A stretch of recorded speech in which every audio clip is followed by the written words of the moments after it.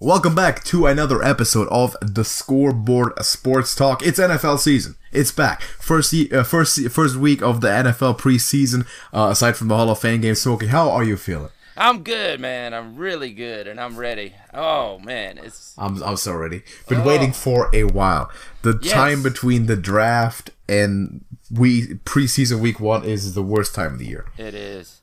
It's incredible, but we are saw back. Some real football this week, though. Yeah, we did. We got the Hall of Fame game in which your Atlanta Falcons were they were present. They haven't Not won that preseason will count for much. Falcons haven't won a preseason game in like 3 years, so. Yeah. Now, admittedly, the preseason isn't not necessarily the most important part in football history, but we're hyped about it, so we're going to talk about it anyway. Oh, yeah. We have a week at training camp in the bag too for a lot of teams, and a lot of news lines are coming up, and fantasy football is shaping up, so we're going to get into that soon. End of the topic, end of the podcast, you're going to have some updates, some news about the fantasy football stock market. Oh yeah. And current developments, and we're also going to look ahead on the 2019 NFL season, and we're going to be talking about some of the potential award winners. But first and foremost, preseason week 1 football is back. We have some games to predict, and I'm assuming we're going to predict the entirety of the season, and the regular season obviously is going to be more important. And if you feel like it, we can also put some on the line because we like betting, and I set up a spreadsheet to keep track of all of our sports bets, and I'll be down to do that for some predictions too. Nice. I'm up. We just gotta agree on some stakes, but I think we can come up with something. So let's get into it. First game, all New York, Jets and the Giants. What do you think about that one? Oh, okay. Adam going in order by time. But you know what, dude? What? We're doing preseason, huh? Yes. Oh Jesus, I had first. Did you look at week 1 for the regular season? Yes, I did. just listen to me. So Jets and Giants, because these are I'll sorted give you by my time. predictions though. Okay. Sure, this is correct. What do you think? Jets and Giants. The Jets are going to try out a lot of new guys there. Oh yeah. Giants, I predict, will be horrible in the preseason as well as the regular season. So I'm going with the Jets in that one. I think Daniel Jones might see some play, probably more than Sam Darnold. No reason to play him. He's too valuable for the regular season. He's probably not going to see much play until week 3 of the preseason. I generally think that the Jets will have a much better year, and there's no reason they shouldn't win the preseason game, even though they have the time and freedom to experiment with stuff, which they have to do. They're very much a growing team. They're building for the not too distant future at this point, so they're going to try out some guys, make sure they get their best roster together. And the Giants, kind of the same. I don't think they're going to trot out their superstars, by which I mean Saquon Barkley. Too much, because you don't want to. He's the only guy who can save you from going 0-16 this year, frankly. So they're probably going to try a lot of practice squad wide receivers over there. Their wide receiver core is looking horrid right now. Yeah, they gave the best one away, so they need to provide the offense with a second dimension, basically. And Sterling Shepard is injured, by the way. Yes, not that he was going to play in this game, but No, that's correct. So I also think the Jets are probably going to take this, even though you never know. It really depends on the philosophy of the coach more than team class necessarily in the preseason. Just how long are you going to keep your starters out, if at all? Oh, yeah, maybe one drive, if that. Yeah, potentially. So we can agree on the Jets, I guess. Yeah. Next, we have the Colts and the Buffalo Bills. All right, and I imagine this is at Buffalo, huh? This is at Buffalo, correct? Yes. Well, of course, we're not going to see Andrew Luck, even if he wasn't with the heavy injury. That would be reckless. That would be reckless. Yeah. I don't imagine Josh Allen is going to see any time on the field, other than maybe one drive or so. With the rookies they have coming out, I have to give it to the Colts, man, because even with the preseason and practice squad guys, I think the Colts are still going to roll over them. I think Colts are going to be a much stronger team going into the season. Now, Bills are. I don't hate the Bills as much as I used to, but I think they're still very much 2 to 3 years behind the Colts in that sort of rebuilding cycle. Yes. Now, again, preseason, we're looking at third string versus third string, but I think in every single way, the Colts have a better depth chart and should win this game, and definitely are looking at a better season potential. I agree with the Andrew Luck situation. He's not going to see any play until like week 3 at the least in the preseason. There's no need to. You know he can play. You don't have to give him tries. You don't have to give him reps. You know Andrew Luck can play at an elite level. You've seen it before. No need to waste him or risk any sort of shoulder issue or fatigue in the preseason. It's unnecessary. Oh, yeah. I agree. And, the Bills, I don't think their third string has much to show for. So we're definitely going with the Colts in this one. Yes, Tennessee Titans at the Philadelphia Eagles. Oh, man. There's no way I can go with the Titans in this one. There's just no way. No, there's not. I mean, yeah, even being at Philly, I don't even. You know what? I would put the Texans' first team up against the Eagles' third team right now, and I think that would be a close match. Yes, I thought so too. I was about to say they could bring Marcus Mariota out all game, unironically, and would probably still lose to the Eagles' second string, and that's not even an exaggeration. The Titans. We've all expected to see the Titans surge up. They had all the resources in the world back from that Jared Goff trade a while years ago now, and nothing came with that for some reason. They had their quarterback. They got all those resources, all those picks. They're now where they want to be. And on the other side, you got the Eagles, one of the teams that made a big trade in that draft. Went up, got Carson Wentz. They're looking good. They've already won a Super Bowl. Not that Carson Wentz is going to play much in this game. Same situation as with Andrew Luck. You don't have to do that, but Eagles, to me, much better team. And the Titans, playoff chances, I'm just protecting to be kind of slim. I agree fully. Yeah, we're definitely going with the Eagles on this one. Yep. We got your Atlanta Falcons and the Miami Dolphins. And this is obviously going to be at Miami.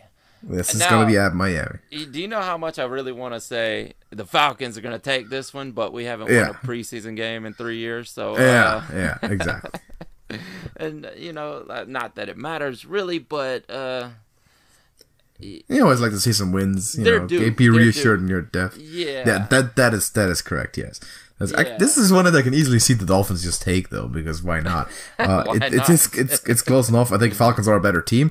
Probably going to be a better team in the regular season. Josh Rosen needs a year or two, and the Falcons are more ready. Though for the preseason, a lot of stuff can happen, and we've seen in the Hall of Fame game, the Falcons are not interested in running the first string basically at all.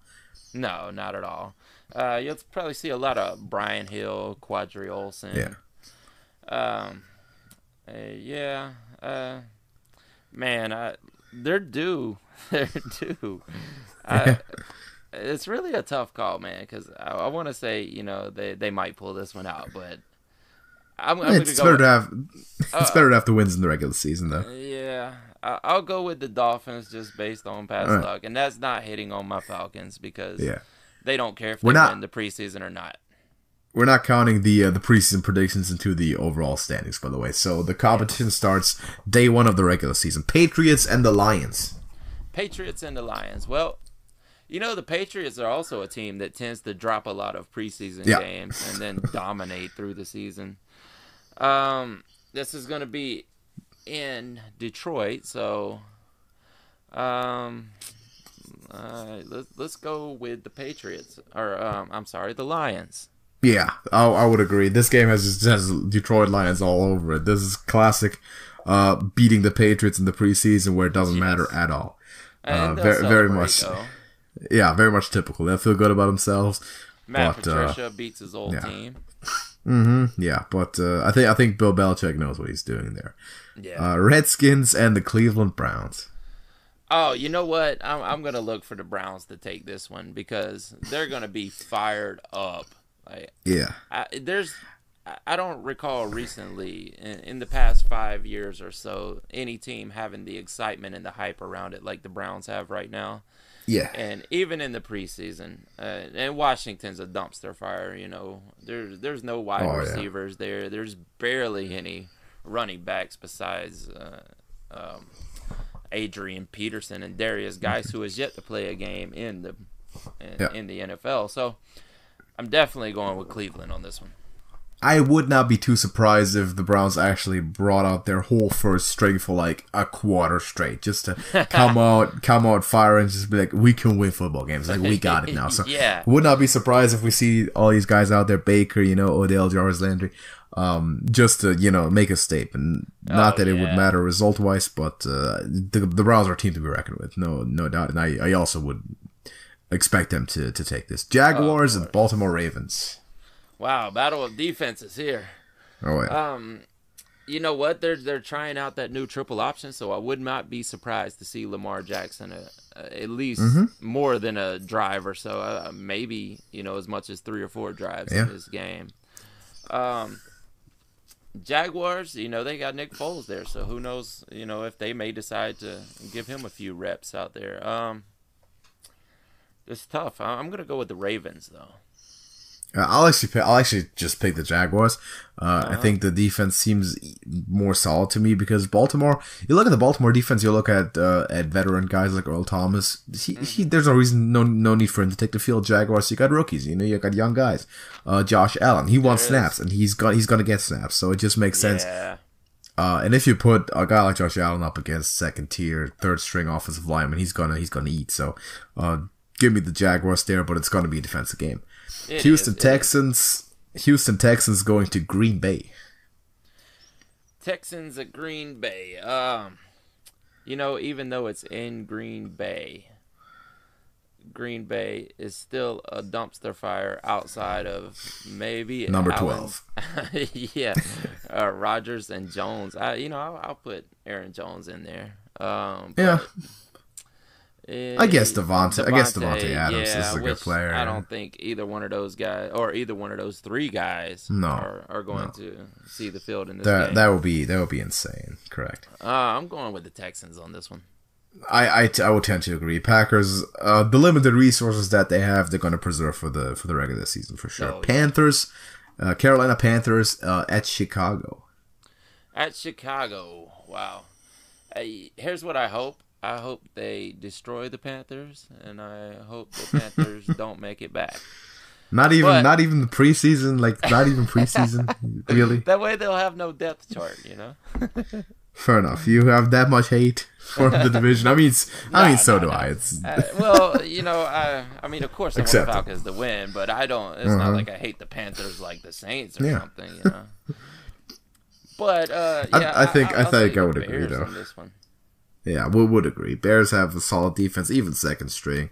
They're not going to jock their top goons out there, obviously, but even second string, the Bears defense is solid. Would be surprised to see Mitch Trubisky take a drive or two, and I doubt Cam Newton's going to see much play, and neither is Christian McCaffrey, so I'll take the Bears too. Broncos. Go ahead. Keep going. What do you say? I was going to say, you may not see Khalil Mack, but you may see some a few series from some of the defensive guys, like the second-year guys, like a Roquan Smith or something. Yeah. Oh yeah. Sure. Well, why not? Those guys, they still need snaps. For these guys, it's fine. Broncos and the Seattle Seahawks. Broncos and the Seahawks. It's another battle of the once great defenses, I will say. Yeah. Von Miller's still there. He's probably not going to see any time. It's in this a game. Super Bowl rematch. It is, and Seahawks destroyed the Broncos in that Super Bowl. Don't remind me. I hated both of them as a matter of fact. I can never hate anything as much as the Seahawks, so I was kind of with the Broncos there, but that was not a pleasant game. Oh no, not at all. Especially from the opening snap too. Yeah, it was over. I'm gonna go. We probably see Drew Lock in this game a good bit because he definitely needed reps. He looked bad in that game the other night. It's tough. We may see some DK Metcalf out there for the Seahawks. I'm gonna go with the Seahawks on this one. Let me take the Broncos. It doesn't count anyway, so let me just be a homer. Let me wish rather than predict for a bit and. Kind of you with the Saints, I don't want the Seahawks to have any kind of one in their record, so no. Yeah, exactly. Broncos are taking this all the way. Chargers and the Cardinals. Oh, maybe some Kyler Murray in this one. Presumably, yeah. Yeah. they're going to be in Arizona, and they're going to be trying out that high-intensity, explosive air raid offense, I imagine. Yeah. And I would think we could see Kyler Murray for a quarter. I would think so, yeah. I would think so for sure. Yeah, he needs the reps. He's got to get used to the NFL play. Now, if I'm the Chargers, listen, I'm not gonna make it easy. I'm gonna be a mean guy, man. I trot out Melvin Ingram and Joey Bosa. I see if I can't get Kyler Murray to quit before the regular season starts, man. Just why not? You know, put pressure on the guy, man. First overall pick. So he's got. I still think. Yeah, I'm going with the Chargers. Yes, I think Kyler's going to have a tough time. Now, I don't doubt his talent. I see how he could easily win preseason games. I think he's more athletic, and playing third string defenses, it's going to be like in college. He's going to be the fastest guy on the field, and he's gonna make stuff happen for sure. But I'm still going to pick the Chargers anyway because I think he's going to struggle in the opener. You know what? I'm going with the Cardinals because I think the Chargers are really not going to care at this point. It would be nice to see them, put up some legitimate defense against this kid, but I don't really think they're going to care that much. And they're not division rivals. The Cardinals are going to be looking to build some steam and some confidence. So I wouldn't doubt seeing them go all out. So I'm going with the Buccaneers. Cardinals. Buccaneers at Pittsburgh. Bucks at Pittsburgh. Dumpster fire on the field versus dumpster fire in the locker room. Yeah. You know what? I'm going to go with Pittsburgh in this one. We'll probably see a little bit of Benny Snell running out there in this game. Yeah, maybe. This is not going to be that much of an exciting game to watch. I think both those teams are firmly implanted in mediocrity and set to go to achieve nothing in this season, regular season. Yeah. Let me just call a 3-3 tie. Whatever, it's preseason. Hey, you know what? Since we're talking, I like that pick. Since we're talking about Pittsburgh, there is a huge Pittsburgh fan that watches every one of our episodes, and it happens to be Hollywood's stepdad. So I just wanted to give a shout out to Hollywood's stepdad. Sure. And he hates when we bash the Steelers. I'm terribly sorry about what happened to your team over the last couple of years, man. Best hope Ben pulls one out there. Oh, that's crazy. Vikings and the New Orleans Aints. The Aints. The Aints. I'm going with the Vikings, even though. You're going. Oh, surprise. And it's going to be in New Orleans, so this is horrible. Yes. Yeah. Well, the good thing about this game is there's going to be no Drew Brees, no Alvin Kamara. Hopefully, no. No Michael Thomas, presumably. Yeah. See, I want to be a contrarian. I'm just going to pick the Saints because why not? Yeah. Just do it, and we'll see. It's the preseason. We can take some chances. Rams and the Raiders. Rams and Raiders. Talk about two opposite ends of the spectrum from California. Yeah. You know what? I believe in the Super Bowl hangover. Okay. And I think they're going to be too high on themselves. I know the Raiders, John Gruden's going to have those guys looking to build some steam for the season and looking to build some confidence as well. So why wouldn't the Raiders just come in and sneak one away from the Rams here? See, I believe in the HBO producer sitting in John Gruden's ear, being like, "Can you put AB out on the field for a drive or two, man? We gotta get these quotas. We gotta get our show being watched." So, give me the Raiders. We know, historically speaking, Hard Knocks isn't necessarily the best way for a team to prepare for a season with all the interfering with training camp, but the Raiders have been assigned that role. It's gonna be fun to watch. Yeah, I think they're gonna put on a bit of a show, no doubt. If there's I can't wait to see the whole Antonio Brown Vontaze perfect shenanigans, right? It's gonna be fantastic. That's a match made in heaven, in comedy heaven, if anything. Oh yeah.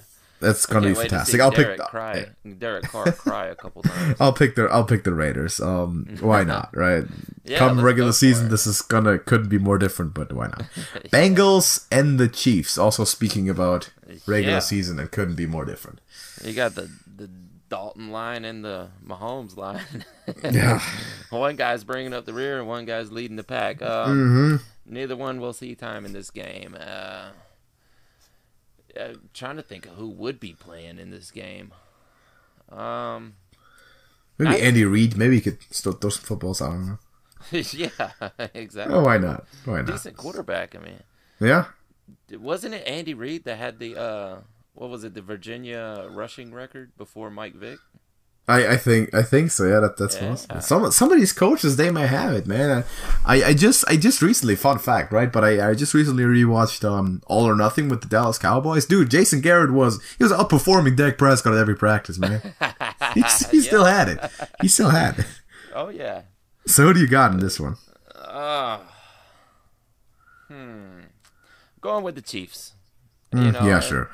They're probably going to be taking it easy, but I'll still go with them. I mean, they're such a better team than the Bengals. Easygoing Chiefs is still more than Bengals trying their hardest. I'm sorry, but that's just how it is. And finally, Sunday night late game, Cowboys and the 49ers. Traditional rivalry.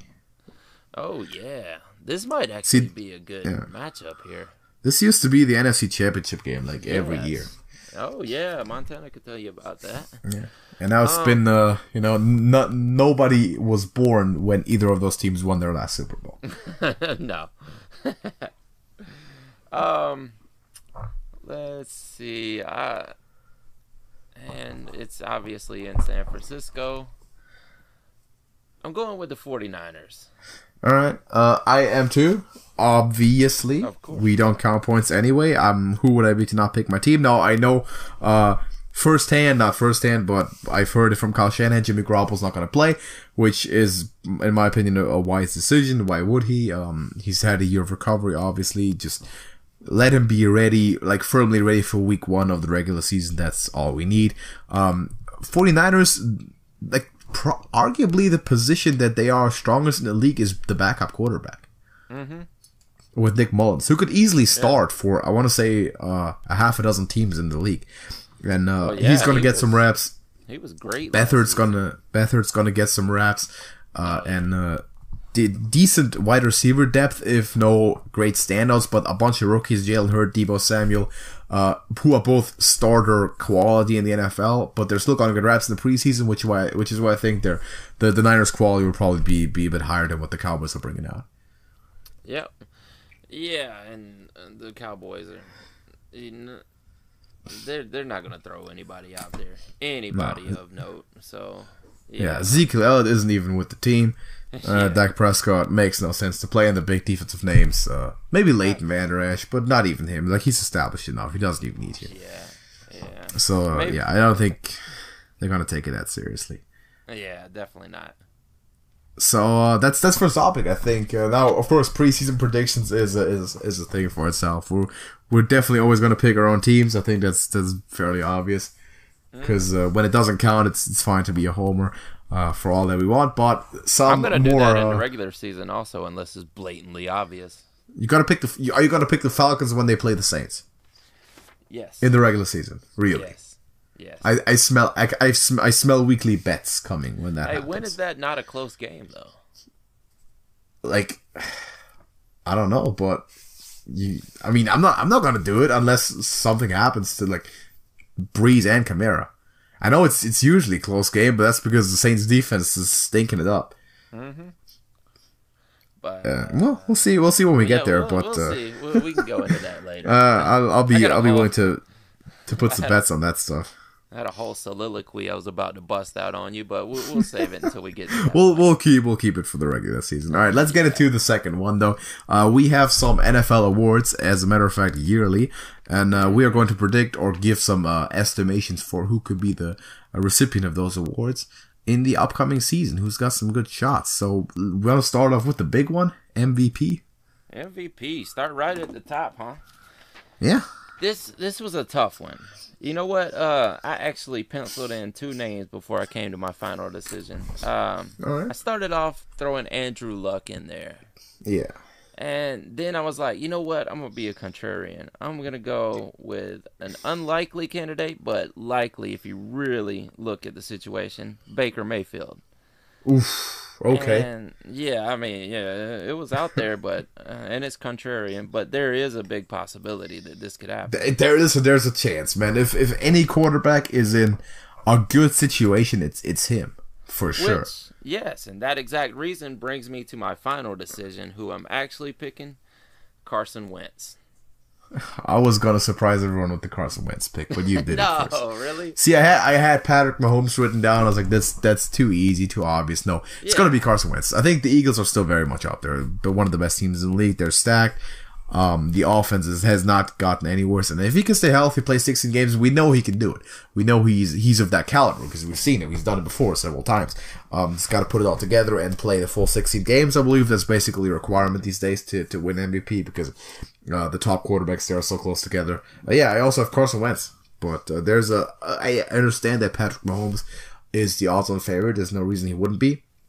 Andrew Luck seems like a good call. You generally want to say Aaron Rodgers because generally Aaron Rodgers is the best football player in the league. But I think we both can agree that the MVP award to a degree will always factor in team performance and actually record winning success. And we know that the Packers aren't gonna go like they're not going to win 12, 13 games. They just can't do it. No, they may make the wild card though. They might have to fight in a division that's outclassed them in every other position other than quarterback. Aaron Rodgers is a candidate, but he's gonna have to pull miracles out. Not even minor miracles, major miracles, because the team is just so mediocre, actually so bad around him. So we agree on Carson Wentz. That's interesting. How about the offensive player of the year then? Offensive player of the year, I'm going with. I didn't want to be, the same old. The MVP should be the offensive player of the year, but that's not fun. So I'm going with Saquon Barkley. Come on, dude. Is that what you have? Yeah. Listen, next time I'm going first, right? We're alternating now by going first. You're making it seem like I'm cheating off your notes, dude. That's not cool. Yeah, Saquon Barkley, because the offensive defensive players of the year are sort of the derivative of the MVP, where team success isn't that necessary. So for those, it's like, it can be someone who's really just the one guy for their team, and the MVP is too prestigious to give it to a player of a losing team. Saquon Barkley is the only thing that the Giants have. He's the only thing that the New York Giants have this year. He's the only thing.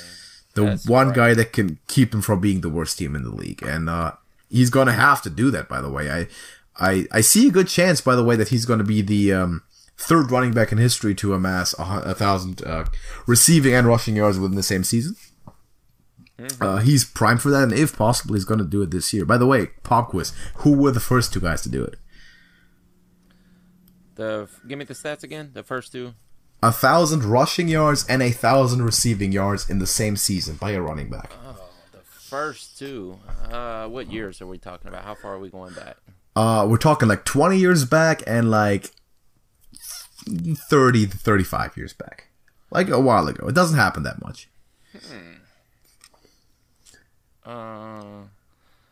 Was it Emmitt Smith? No.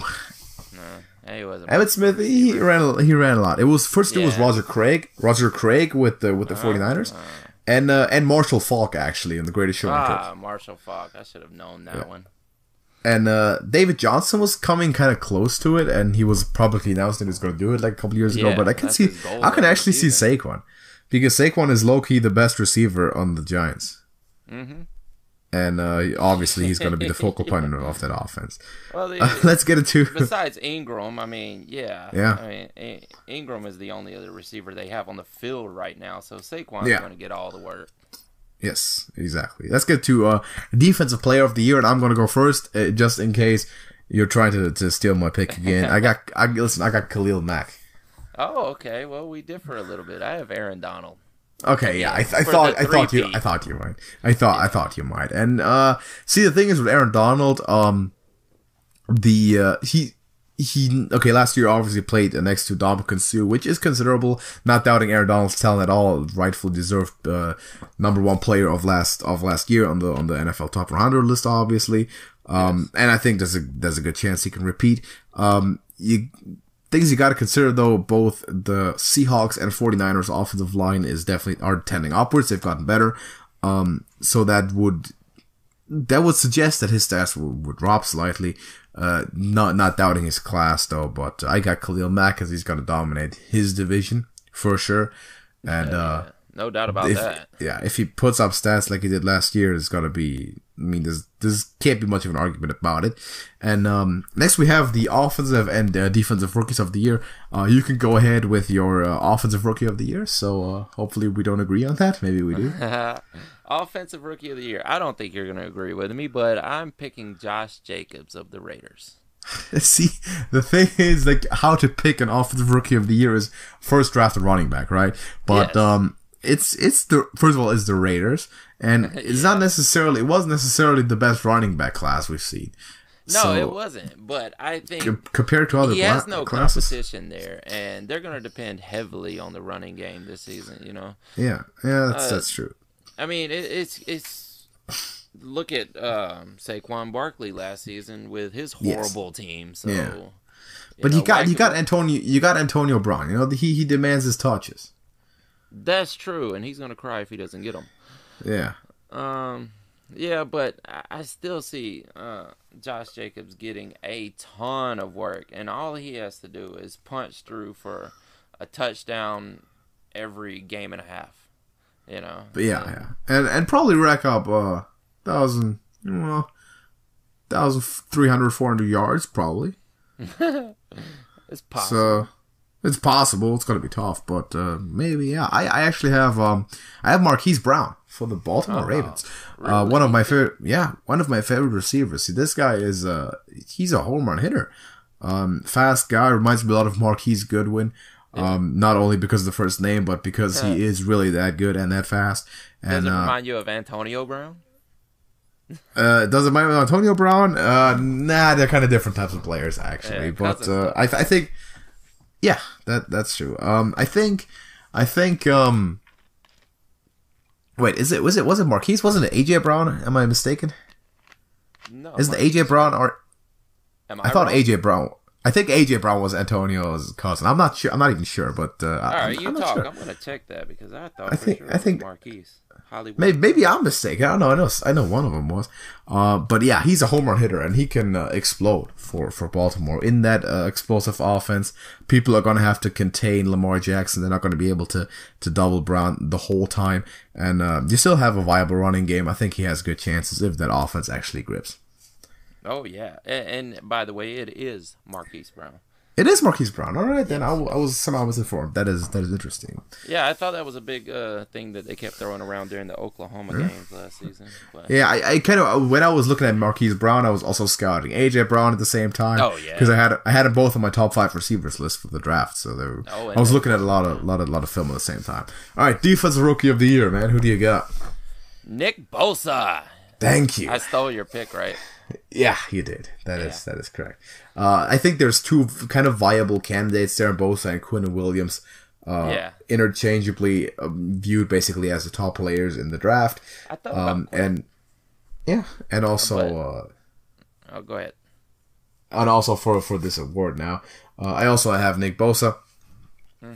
Specifically because I think that he's further ahead in his pro style or pro fit technique. He's a very technical player. We saw with Joey Bosa. He's been pretty much a carbon copy of his brother, with the exception that he's a little bit better in rushing from the 3 technique. I think he's working with a little bit more power than Joey is, whereas Joey's more of a length guy around the edge. But they're very, very similar players. And the 49ers defensive line, for all intents and purposes, they need to deliver, because they have first round picks all over the D line. Literally everybody there. D Ford coming in from the Chiefs, and but Bosa, I think, is the most pro ready player in the draft. He's technically super sound.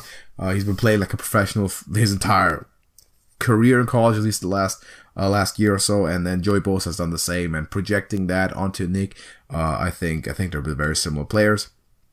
And he has the best chances, and he's definitely the safest pick for it because there's virtually no bust potential with him. Yeah, I agree fully. You know, I was also thinking about Quinnen Williams, but the thing that pushed me toward Nick Bosa was that Quinnen Williams is already having some injury problems up there in New York. So Just to be safe, I went ahead and went with Nick Bosa, Yeah. but I think those two guys are 1 and 2 for sure. All right, comeback player of the year, and I'm going to start with that one because there's a decent chance you're still on my pick. Actually, I'm gonna just quickly, be a bit proud of how humble I am about this because I'm not picking Jimmy Garoppolo. Oh, even that's though what I was thinking you were going. Even though Jimmy Garoppolo right now is the odds-on favorite to win this award. I've looked it up before I made my prediction. He's the odds-on favorite. I'm picking Le'Veon Bell. Because listen, comeback player doesn't necessarily mean he got injured. Listen, he hasn't been playing all year. Whole lot obviously didn't want to play, wasn't cool with his contract situation. It's a comeback year for him. He's with a new team. It's a fresh start, and he's gonna be a big part of that team. Big part of that team. The Jets are looking up, and I think Le'Veon Bell is gonna be the featured guy. He's gonna make it happen. He's coming off of he's relatively fresh because he didn't get around to the ground last year, obviously, and he's gonna be looking to prove some things. It's really hard to see him getting through that O-line like he did with Pittsburgh. That O-line is much, much different than the Pittsburgh. Yeah. And his running style, you know how he does that hesitation and then look for the gap and stop, hold on. Now I can go this way. You're not going to have that kind of time there in New York. But, I'm not down in your pick but the Bills... The Bills and Dolphins defensive line aren't exactly the Browns and Ravens defenses. Oh, that's so true. You still got the Patriots, but he's going to have, to a degree, he's going to have an easier time, I think, with the defenses he's facing. Now, granted, he's gonna have more responsibilities here than he did in Pittsburgh because it's a strong passing game, better quarterback. Sam Darnold's in his second year. But I think this is exactly the situation that he wants to be in and that he's made to be in as the featured guy in the offense. Well, we're definitely going to see what he's made of this year. Yeah. So, last one. Coach of the year. One of my favorites. What were you going to say? The Coach of the year. Oh, I didn't give out my comeback player. I forget. Who do you got? You're going to love this one. I'm going with Deion Jones. All right. Am I gonna love that one? I don't know. I'm not so sure about that one. I almost put David Johnson in there, but then I thought, well, he played the entire season, and it wasn't like he was just extremely horrible. I wanted to go with David Johnson because I think he is gonna return back to his, normal state and be dominant. He kind of has to also, but that's fair enough. I think I was kind of expecting you like halfway to do the honors and pick Jimmy. I didn't want to do it because I'm too humble for that. Oh, I thought about Jimmy, but I thought you were gonna pick him. Yeah. See, that's reverse psychology right there. Yeah. So let's do Coach of the Year, man. Who do you have as your Coach of the Year?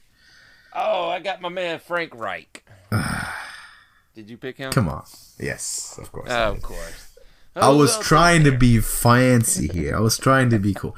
I was like, Andy Reid, Sean McVay, the obvious guys, but nope. Frank Reich, Indianapolis Colts, one of my favorite teams to watch in the upcoming season. I expect big things. This team is ready. No need. We're thinking Super Bowl.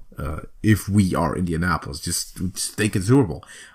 There's really nothing else to do. The O-line is now ready. Andrew Luck is now ready. He's top 3 quarterback in the league. Offense is firing. You drafted Darius Leonard, one of an instant superstar on your defensive front. There's no need to be hesitant here, man. Frank Reich's done a hell of a job last year, and he's in that running. And if the Colts win 11, 12 games, I think he's a front runner for that award. Because we know what Andy Reid, Sean McVay can do, no doubt. Kyle Shanahan, I think, has a decent shot at it. Maybe even I don't want to say a guy like Cliff Kingsbury, but it's possible if for some reason they were to explode, which I personally believe in. They have a miraculous season. Yeah, Freddie Kitchens is a guy you have to think about because he's kind of new on the scene and he's obviously got great players to work with. But yeah, I'm picking Frank Reich. Yeah, of course I agree fully. Shanahan does have a chance if he gets deep into the playoffs.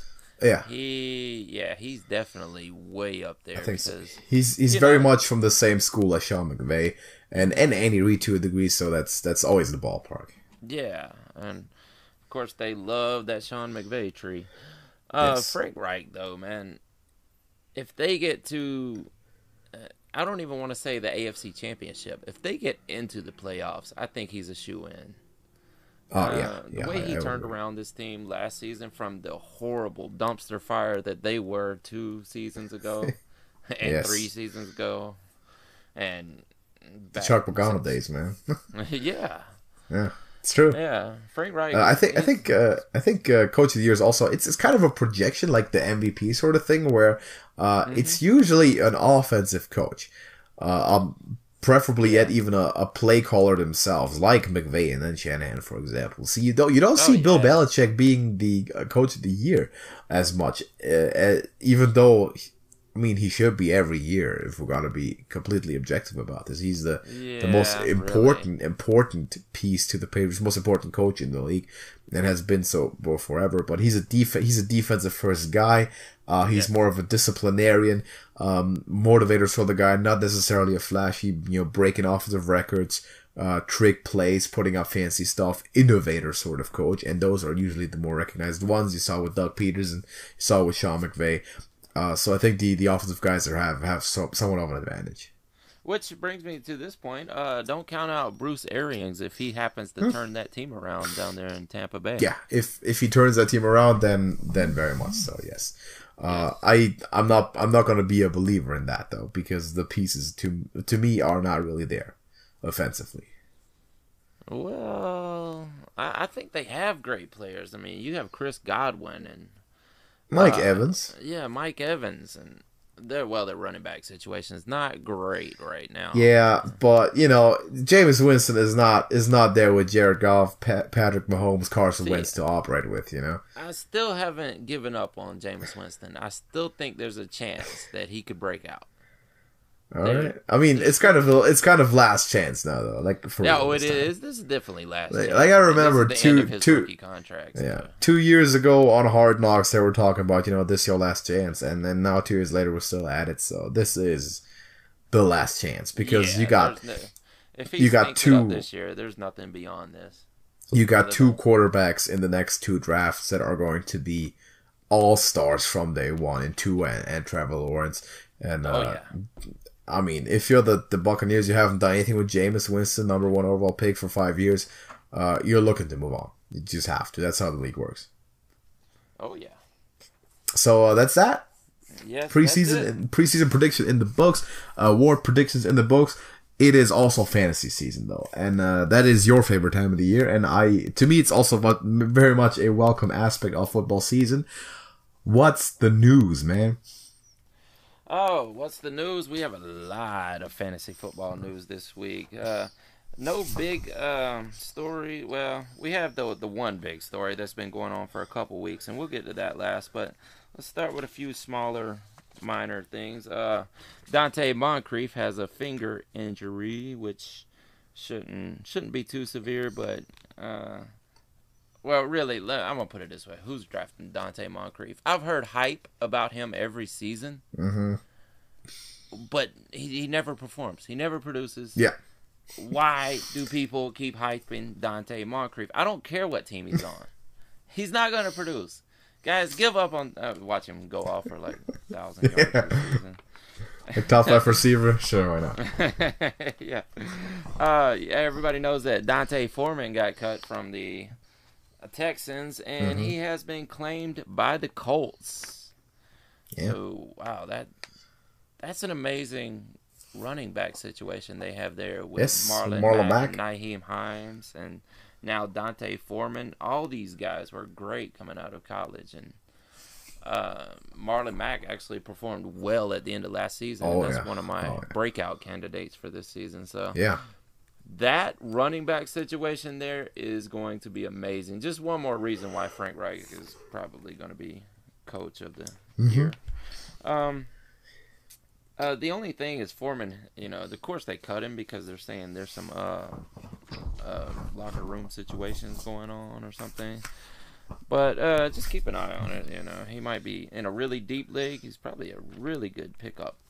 Over with the Bears, they're reporting right now that there is a significant role for Montgomery. David Montgomery is probably going to be the lead back. Everybody's looking toward Tyreek Cohen because he has produced the past few years, but I think they want David Montgomery to be the guy that Jordan Howard was supposed to be. Yes. And he's going to be that guy, run it up the middle, pound it down the middle, third down, goal line work. Let's go with David Montgomery this year. Rookie running backs tend to perform, so everybody keep an eye on him. He's a good one to draft.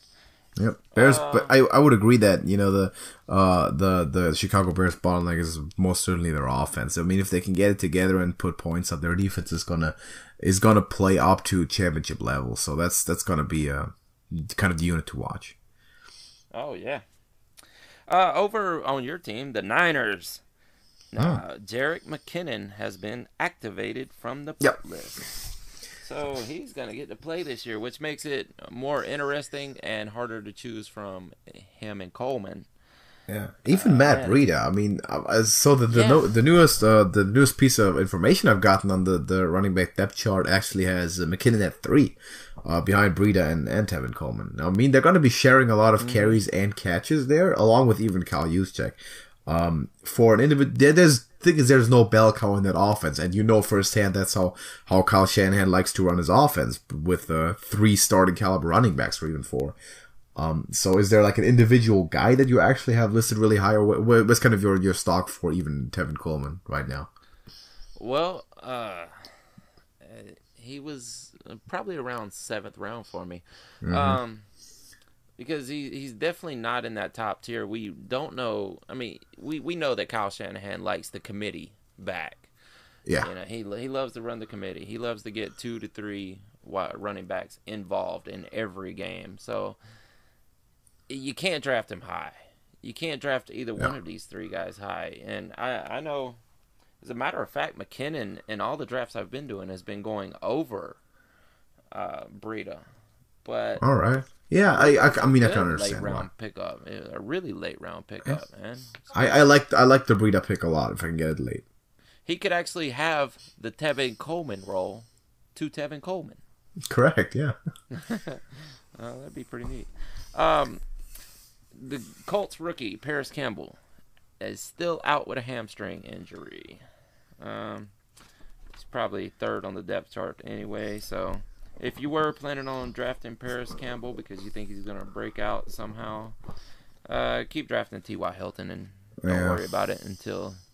hamstring injuries tend to linger with wide receivers throughout the season. So it's kind of a scary situation if you've already drafted and you took him late in the draft. But Cooper Kupp is now taking contact. He's back from his ACL tear last season.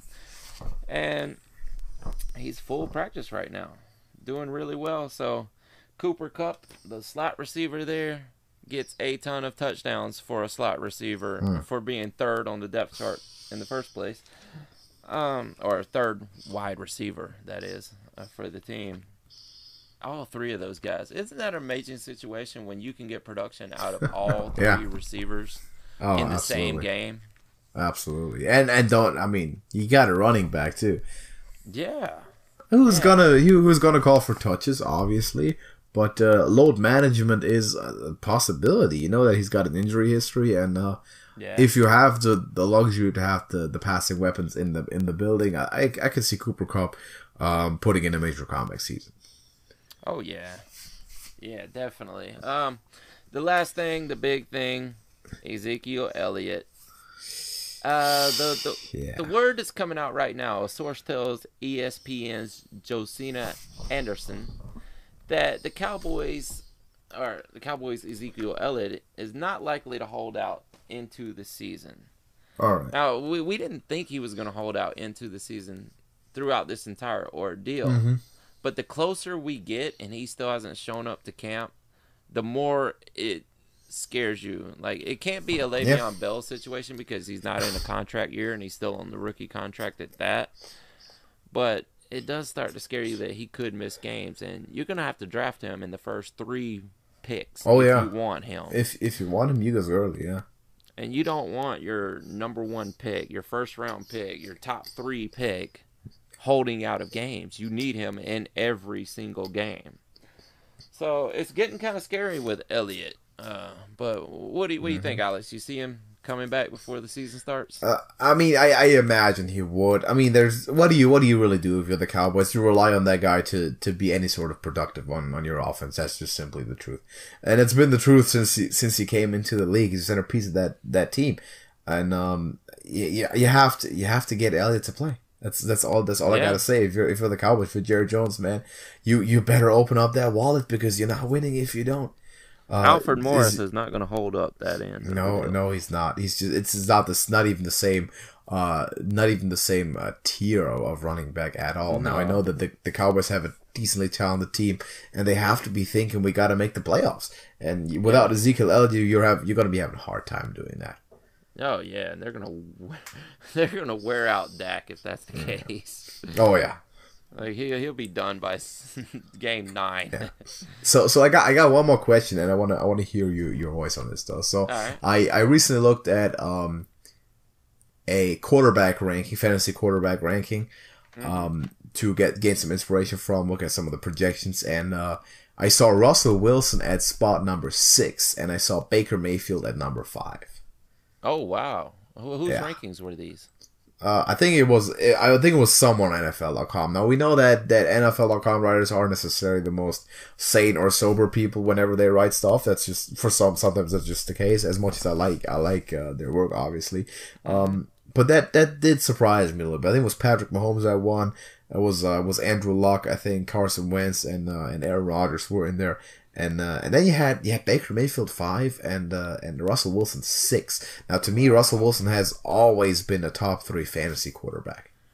Yeah, see, sometimes people get drunk on the new guy in town. You know, they want to believe, and I believe in Baker Mayfield, but for sure, can't, just off of a few games, rank him higher than a guy that has produced in fantasy year after year after year. And exactly. Baker Mayfield is not going to get you rushing touchdowns like Russell Wilson will. He might get you receiving touchdown. Yeah, I mean, and it's not even in PPR. You're not going to get. Hold on, I think I missed your joke. He got a I think he caught like a 2-point play last year. They had like a Philly special thing going with the Browns. Oh, okay. So he caught one. Yeah. He caught one. I was, when you first said that, I automatically thought of the Marcus Mariota self pass. Yeah, no, he caught one. He caught one last year. But I don't know, man. I get that he's got much more talent. He's throwing to arguably the best receiving core in the league.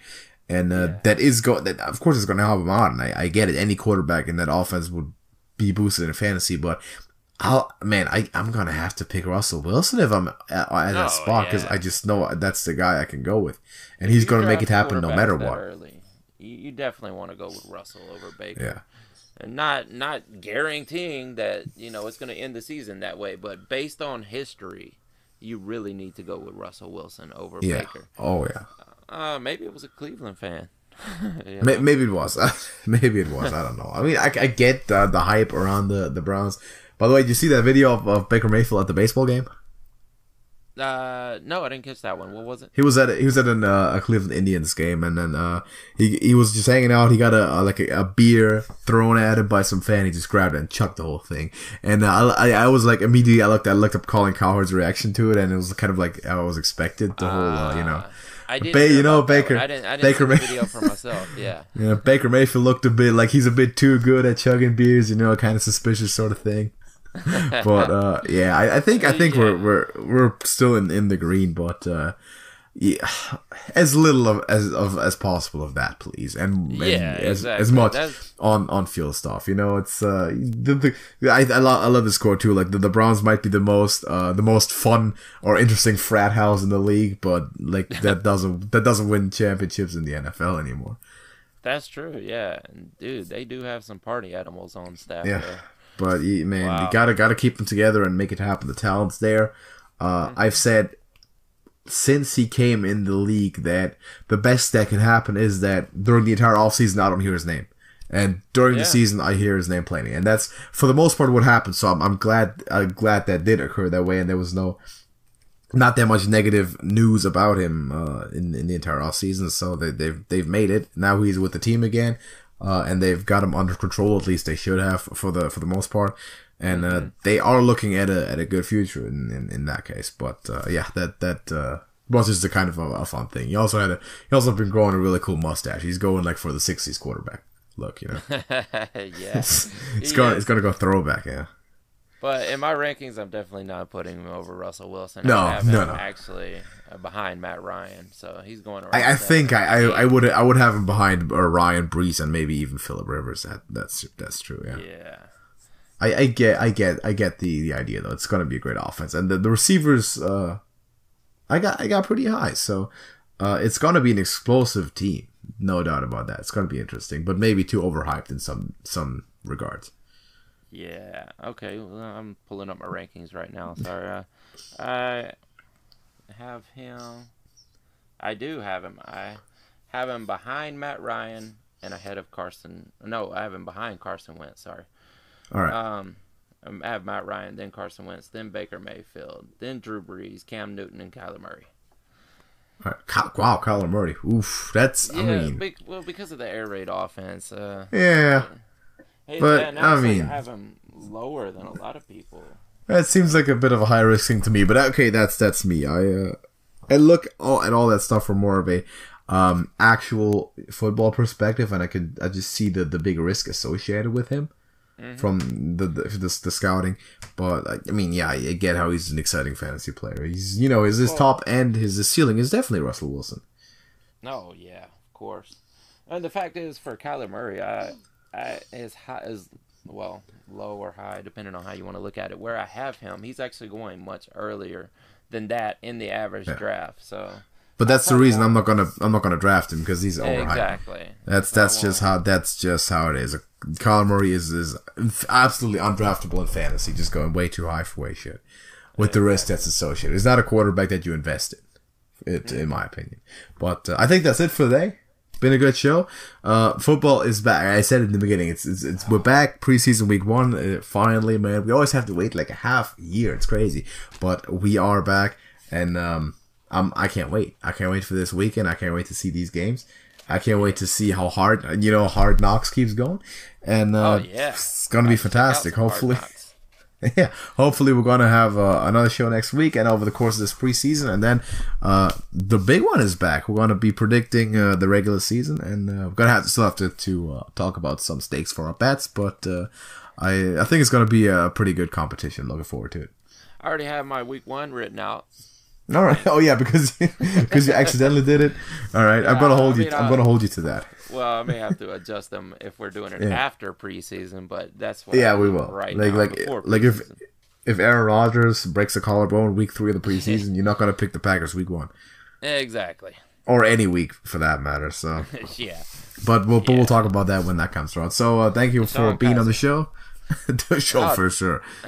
Thank you for doing another show. Yeah. If you're watching on Beyond Football, go check out Smokey's channel, The Trash Talkers, link in the description. Full of entertainment, whatever you want. You gotta kill some time. You don't want to kill time, but your procrastination is making you do it. Go check out their channel. Fantastic talk shows, podcasts, very interesting personalities. And if you're on their channel and you're a football fan, sports fan, you might look for some more specialized channel in that direction. Come on over Beyond Football, check out some of the stuff I'm doing. Part-time hobby football scout researcher, and I also do predictions with Smokey, as you can see in our weekly sportscast. So thank you for watching. Smokey, you got anything to add? I think that's about it for this week. All right, been a great show, and we're gonna see you in the next one. Yep, we'll see you then. Deuces.